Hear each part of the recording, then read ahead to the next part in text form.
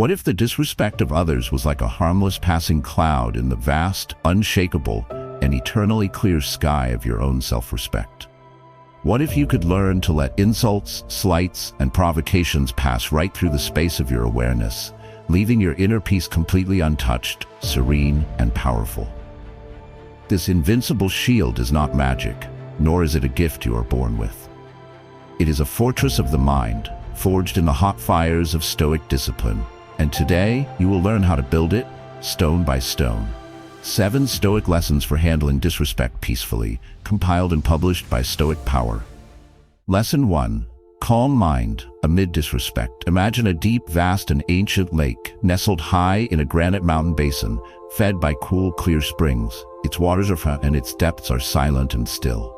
On a calm day, its surface is a perfect, flawless mirror, reflecting the infinite sky, the steadfast mountains, and the simple truth of the world as it is. Now imagine someone standing on the shore, a person of careless thought and casual cruelty. They pick up a small, sharp stone, a careless comment, a subtle slight, a backhanded compliment, and throw it with force into the water. The stone breaks the surface, creating a small, brief splash and a few concentric ripples that quickly expand and then dissipate into the vastness of the lake. The immense, silent, dark depths of the lake remain completely unmoved, undisturbed, and utterly indifferent to the small commotion on the surface. Now, in stark contrast, imagine a shallow puddle on a dirt road after a rainstorm.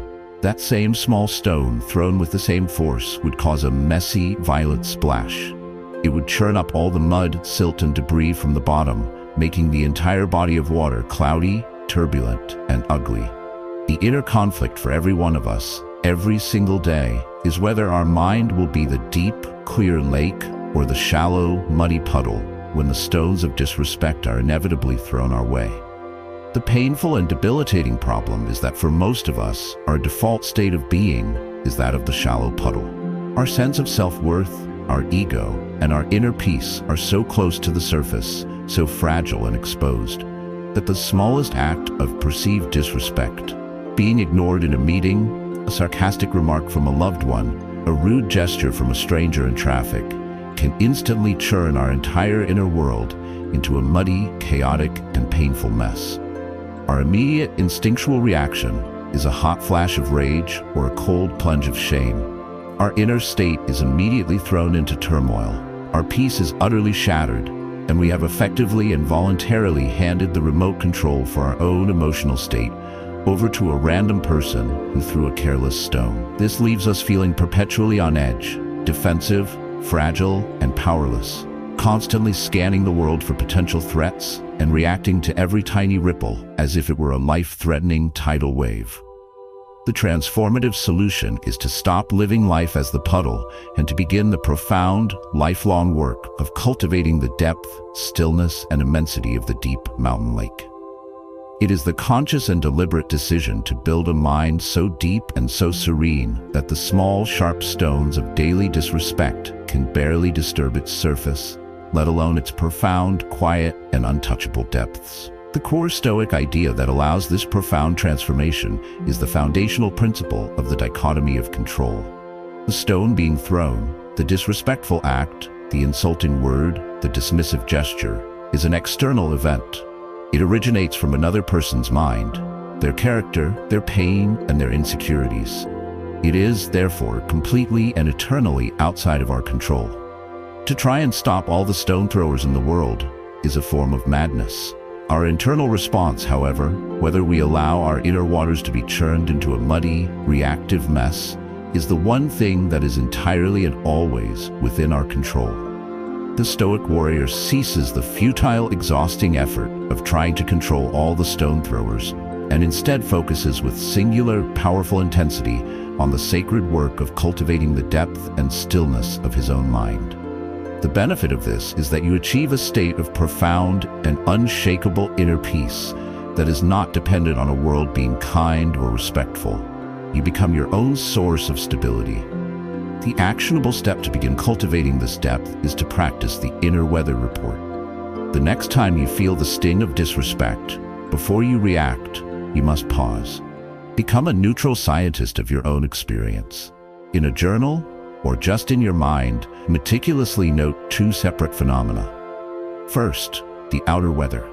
That person just said those specific words in that specific tone, from that specific facial expression. Be as objective and dispassionate as a court reporter. Second, the inner weather. I am now noticing a feeling of heat rising in my chest, a tightening in my jaw, a knot in my stomach, and the thought I have been attacked and must defend myself is arising in my mind. By simply separating these two phenomena and observing them as distinct, separate events, you create a crucial space of awareness. You are no longer the puddle, completely identified with and consumed by the muddy turmoil. You are the vast, calm sky, observing both the stone and the ripples without being either of them. This practice of mindful observation, repeated over and over, will build the mental muscle of disidentification. You will learn, through direct experience, to let the ripples happen on the surface of your mind without allowing them to disturb the calm, silent, powerful depths. I urge you to try this the very next time you feel disrespected. See yourself not as the fragile puddle, but as the deep, unshakable lake. This inner calm is our first and most important line of defense.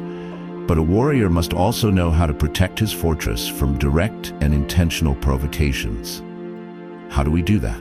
Our next lesson is on the art of protecting your peace from provocation.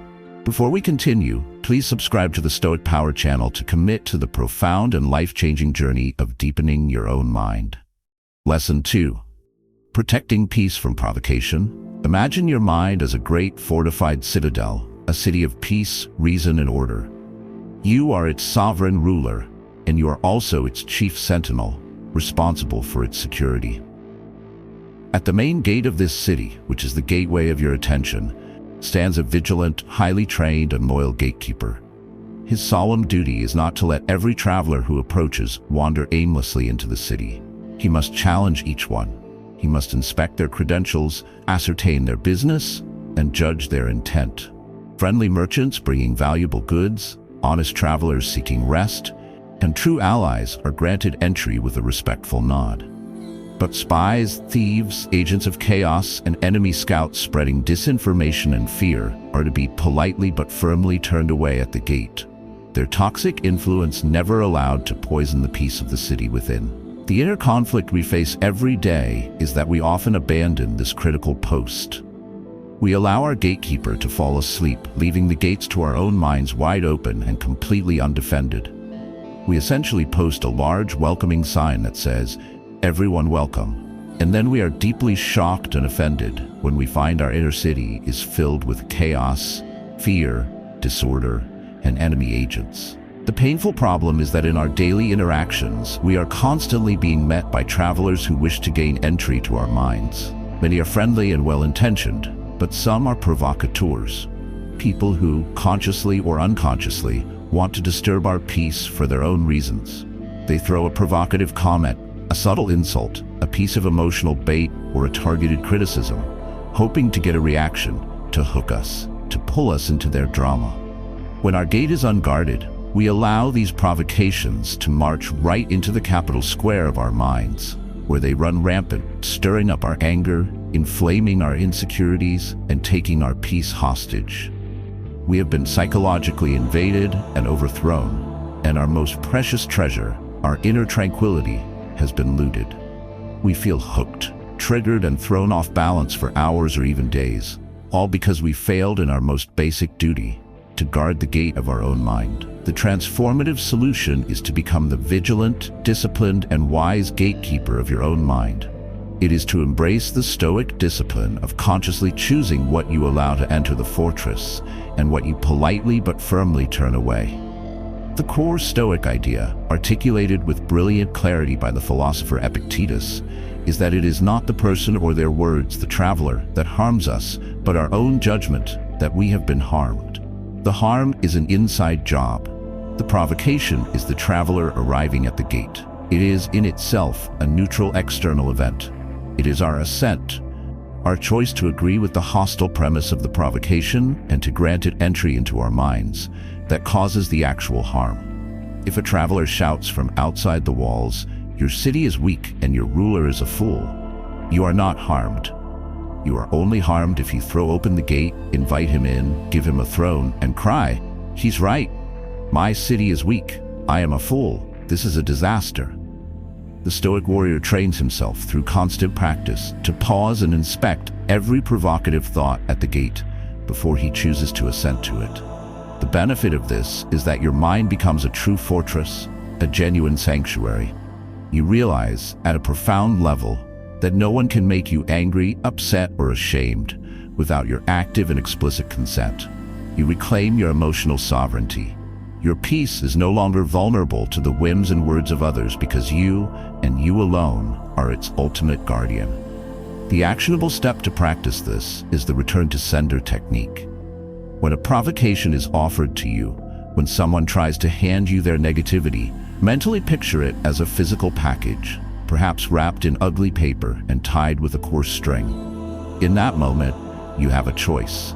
You can accept the package and take responsibility for its toxic contents, or you can refuse delivery. In that moment, silently and firmly say to yourself, "I do not accept this package.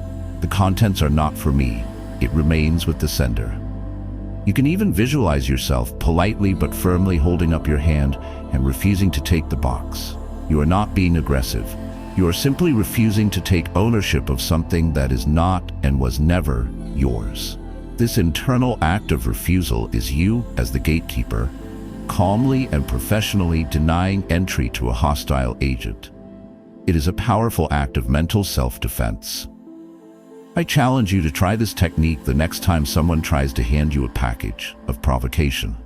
Refuse the delivery. Keep their negativity on their side of the gate and keep your peace on yours. This is how you protect your city. An effective shield is necessary, but sometimes the most effective shield is made of an unexpected material: humility. How can genuine humility become our greatest defense against the arrows of disrespect? Our next lesson explores this profound and powerful paradox. If you are ready to become the vigilant guardian of your own mind, please like this video. Lesson 3. Humility as true inner shield. Imagine the earth itself, a vast, patient, and silent sphere spinning in the cosmos. You can stand upon its surface and shout every insult imaginable at it. You can spit on its ground. You can curse its name. You can stomp your feet in fury upon its crust. The earth does not react. It does not feel insulted. It does not rise up in anger to defend its honor or its reputation. It is so immense, so grounded, so ancient, and so utterly secure in its own being that the petty, fleeting provocations of a single tiny human are beneath its notice. They are, from its cosmic perspective, completely and utterly irrelevant. The Earth's profound humility, its utter lack of a fragile and defensive ego, is the very source of its majestic invulnerability. The inner conflict we face when we are disrespected is that our ego is not like the Earth. For many of us, it is like a small, sensitive, and highly inflated balloon, painted with all the things we want people to believe about us. The slightest prick, the smallest slight, can cause it to burst with a loud, dramatic, and embarrassing pop. The painful problem is that our ego is the primary and intended target for any insult or act of disrespect. We react with such intense anger and pain because our ego, our carefully constructed self-image, feels threatened. We have a deeply ingrained and often unconscious belief that we are too important, too smart, or too successful to be disrespected. This arrogance, this inflated sense of self-importance, is actually the source of our greatest emotional fragility. A person with a large, sensitive, and insecure ego presents a huge, easy-to-hit target for anyone who wants to provoke them. The insult works precisely because it hits this tender target of pride. We spend our lives polishing and defending this fragile balloon of a self-image. And then we are shocked, outraged, and deeply wounded when someone inevitably comes along and casually pokes it with a sharp pin. The transformative solution is the counterintuitive but profoundly powerful Stoic practice of cultivating genuine humility. This is not the false humility of self-deprecation or a state of low self-esteem. It is a realistic, clear-eyed, and liberating understanding of our own fallibility, our own imperfections, and our small but significant place in the vastness of the cosmos. The core Stoic idea is that a man who has a healthy and small ego presents almost no target at all for insults. If you do not have an inflated sense of your own importance, it is very difficult for someone to wound you by questioning it. The great Roman Stoic, Cato the Younger, was famous for his ability to withstand insults. When a political rival spat in his face in the Roman Forum, an act of extreme disrespect, Cato did not retaliate. He simply wiped his face and said, calmly, "I will swear to anyone, Cato, that you were mistaken." They did not spit in your face. He refused to even acknowledge that an insult had occurred, so profound was his detachment from his own ego. He was the earth, not the balloon. The benefit of this is that you become virtually uninsultable. The provocations of others lose their sting because they can no longer find their target in you. This creates a state of profound freedom, lightness of being, and even a sense of humor about oneself. You are no longer burdened with the exhausting 24/7 job of defending a fragile and inflated ego. The actionable step to cultivate this humble shield is to practice what is known as negative agreement, or humorous self-deprecation. When someone offers you a mild insult or criticism, instead of immediately getting defensive, you can calmly and even humorously agree with them. If someone says, "That was a foolish mistake," instead of making excuses, you could say with a calm smile, "You're absolutely right. It was foolish. I have made many such mistakes and will likely make more. Thank you for pointing it out so I can learn." If someone calls you a name, you could follow Cato's example and laugh, saying, "If you knew my other faults, you would have chosen a much worse name than that." This technique is a form of emotional martial arts, like Aikido. By moving with the force of the attack, by agreeing with it, you absorb all of its power and neutralize it instantly. It completely disarms the attacker, who was expecting resistance and a fight, not calm agreement. This is an advanced practice and requires a bedrock of genuine self-worth to execute without feeling diminished. It is not about believing the insult, but about demonstrating with unshakable confidence that your self-worth is so solid that the insult has no power to diminish it. I challenge you this week to find one small opportunity to respond to a minor criticism with humble agreement instead of a defensive reaction. Experience for yourself how it instantly changes the entire dynamic of the interaction. Humility is our invisible shield, but how do we act from behind it with strength and grace? Our next lesson is on the art of responding with unshakable poise. Please comment below with your thoughts on how humility, paradoxically, can be a profound source of strength. Lesson 4. Responding with unshakable poise. Imagine a master martial artist standing in the center of a dojo, perfectly calm and centered. An aggressive, unskilled opponent rushes towards him, shouting with rage and swinging wildly and predictably. The novice fighter, another unskilled combatant, would meet this aggression with more aggression. He would tense up, get angry, and engage in a clumsy, chaotic brawl where the outcome is left to chance and brute force. The master, however, does something entirely different. He remains perfectly calm, his body balanced, his breathing steady, his mind crystal clear. He meets the aggressive attack not with equal and opposite force, but with calm, fluid, and precise movements that effortlessly redirect the opponent's own chaotic energy, causing the attacker to stumble off balance and fall.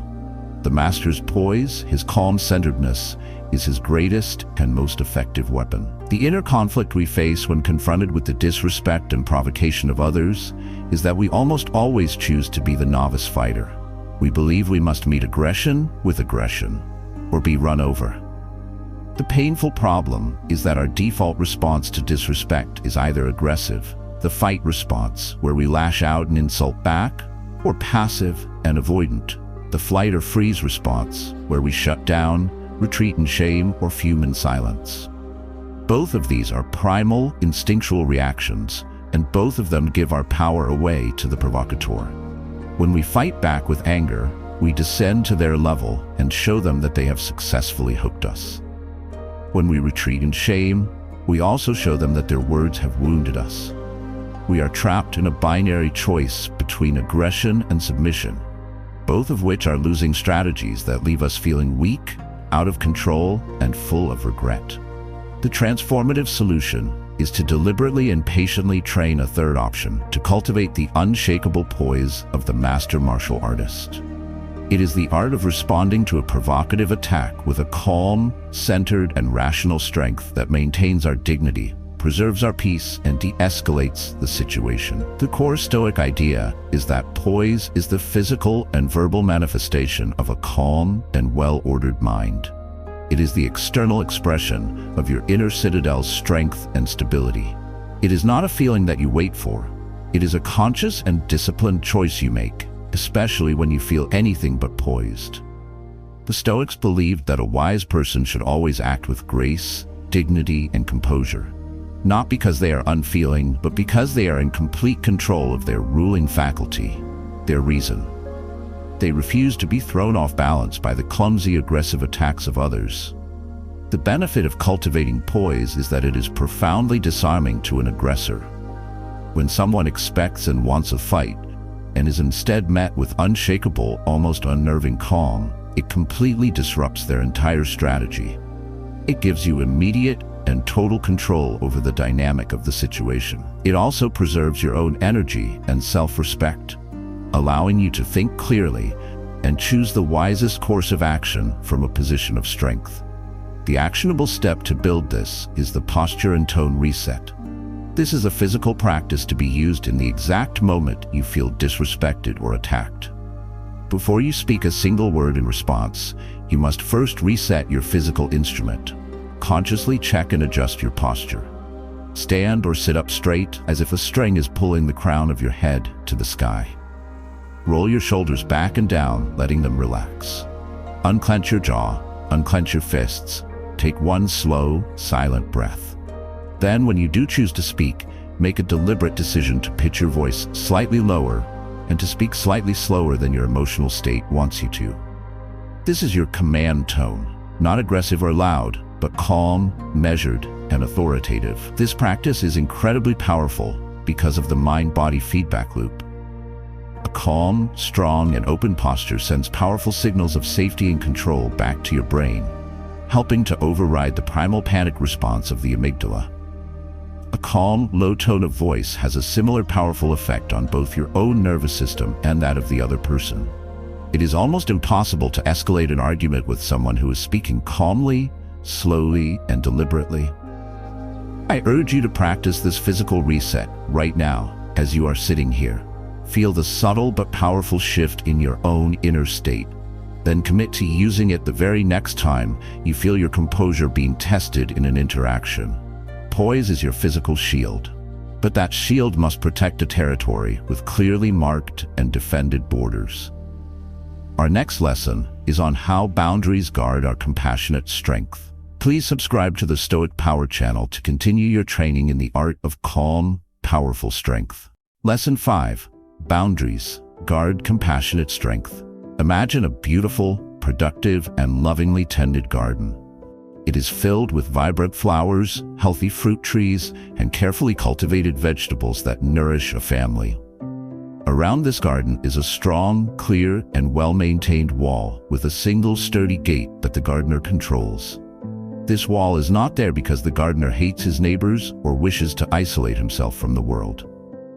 The wall exists because the gardener loves his garden. The wall serves a vital, protective purpose. It keeps out the wild animals that would trample the delicate flowers and eat the ripening fruit. It defines the safe, sacred space where good things can grow and flourish, protected from harm. The wall is not an act of aggression. It is a necessary act of loving, responsible protection. Now imagine a garden with no wall, no fence, no defined border. It is constantly being invaded, its delicate plants trampled, its resources consumed by others. It is a place of chaos, neglect, and ultimately, it cannot thrive. A person's boundaries are the walls around the sacred garden of their life, their time, their energy, their values, and their self-respect. The inner conflict we face is that we are often taught that setting boundaries, especially with people we care about, is an unkind, unloving, or selfish act. We fear that building a wall will push people away, so we leave our garden completely unprotected. The painful problem is that a lack of healthy boundaries is one of the most common and potent sources of resentment and disrespect in all human relationships. When we fail to protect our own garden, we are silently giving the world permission to trample it. We say yes to requests that drain our precious energy. We tolerate disrespectful behavior out of a crippling fear of conflict, and we allow others to treat our time and our peace as if they have no value. This inevitably leads to a buildup of a deep, corrosive, and toxic resentment within us.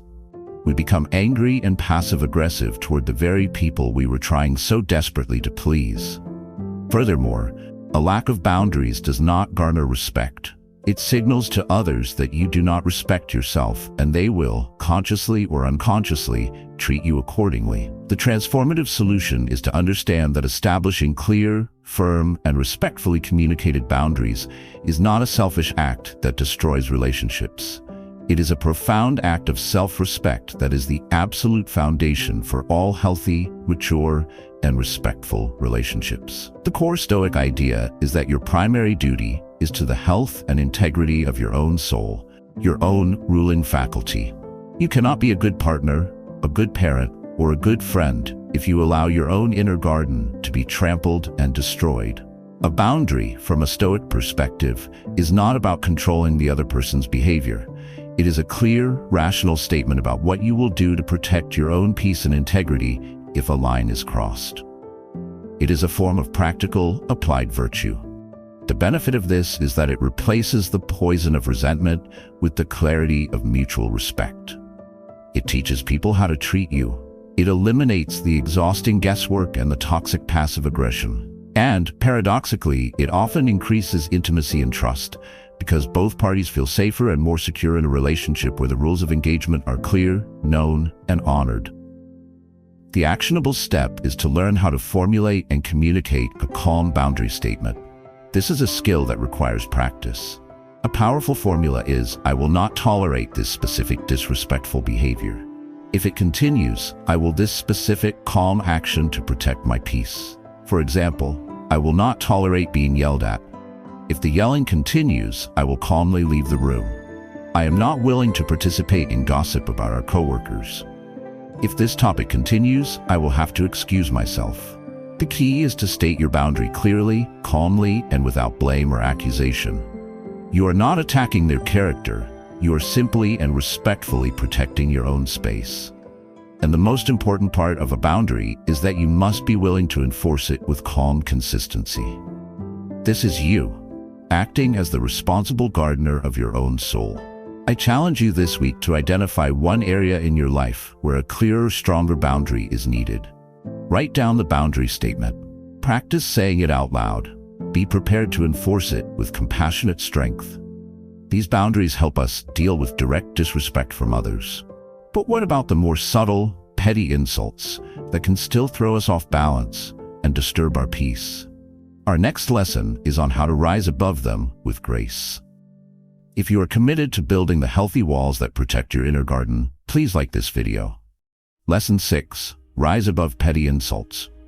Imagine a magnificent golden eagle soaring in great, effortless circles high above the earth. Its perspective is vast, its vision is sharp, and its natural element is the wide open, silent sky.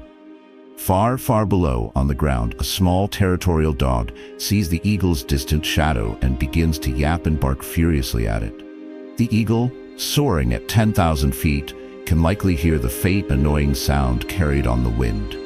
He can see the tiny, insignificant creature making a frantic fuss below. But the eagle does not stop its majestic soaring. It does not fold its wings and dive thousands of feet to engage in a pointless argument with the dog. It is so high up, so at home in its own element, so focused on its own grand perspective of scanning for real opportunities and real threats, that the yapping from the ground is tiny, irrelevant, and utterly unworthy of its attention or its energy. The inner conflict we face is that when we are subjected to the petty insults, the gossip, the snide remarks, and the slights of daily life, we often choose to abandon the sky. We fold our eagle wings and descend to the ground to bark back at the dog. The painful problem is that we allow ourselves to be dragged down into low-level, petty conflicts that drain our energy, steal our focus, and disturb our peace for no good reason whatsoever. Someone makes a passive-aggressive comment in a meeting, a stranger leaves a rude and ignorant comment on our social media, a relative makes a snide, backhanded remark at a family gathering.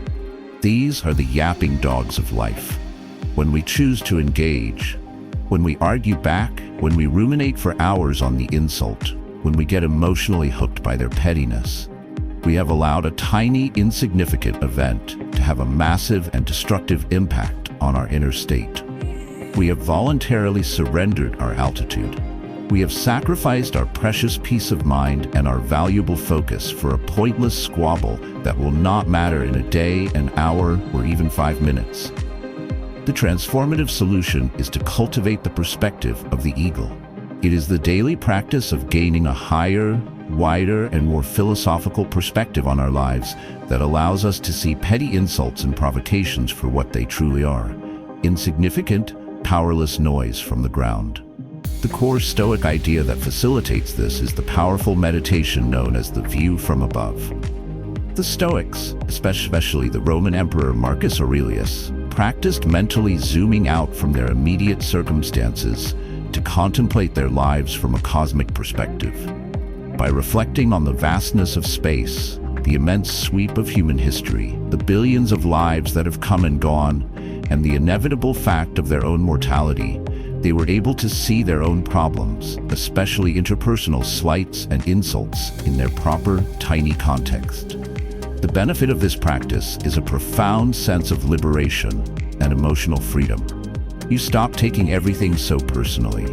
You develop a kind of emotional altitude that allows the small turbulences and petty squabbles of daily life to pass far beneath you without affecting the serene course of your flight. You preserve your precious energy and your focus for the things that truly matter in the grand scheme of your life. The actionable step is to practice using the 5-year filter. When you feel the sting of a petty insult or a slight, before you react, you must pause. Take a breath and ask yourself this powerful perspective-shifting question. In 5 years, will this moment matter at all? Will I even remember the name of this person or the specific words they said? The answer, almost 100% of the time, will be a resounding, liberating no. Then ask the follow-up question. Is it therefore rational and wise to sacrifice my inner tranquility and my focus right now for something that will be completely irrelevant in 5 years? This simple filter instantly puts the pettiness into its proper perspective. It is the mental equivalent of the eagle looking down from a great height and seeing the yapping dog for the tiny, insignificant thing that it is. It allows you to consciously choose to rise above the bait, to preserve your peace, and to continue soaring toward your own important destinations. I urge you to use the 5-year filter the next time you are faced with a petty provocation. Choose the sky, not the ground. But what if we could go one step further? What if we could not only ignore insults, but actually use them to our advantage? Our final lesson is on the high alchemy of transforming disdain into insight. Please subscribe to the Stoic Power channel to learn more ways to cultivate the perspective of the inner eagle.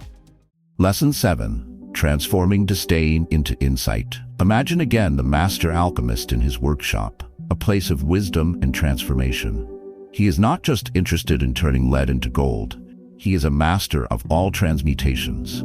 He believes that even the most toxic and poisonous substances can, with skill, patience, and wisdom, be broken down to extract a single, potent, and life-saving drop of medicine. An enemy, intending to harm him, might send him a vial of deadly poison. The alchemist, instead of drinking it and dying, or throwing it away in anger and fear, takes it to his laboratory. He carefully analyzes its composition. He heats it in the purifying fire of his forge. He distills it through complex processes, and through his art, he manages to isolate a single, powerful compound within the poison that can be used to cure a rare disease.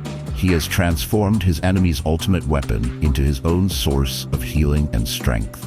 The inner conflict we face is that we see disrespect, disdain, and insults only as a poison.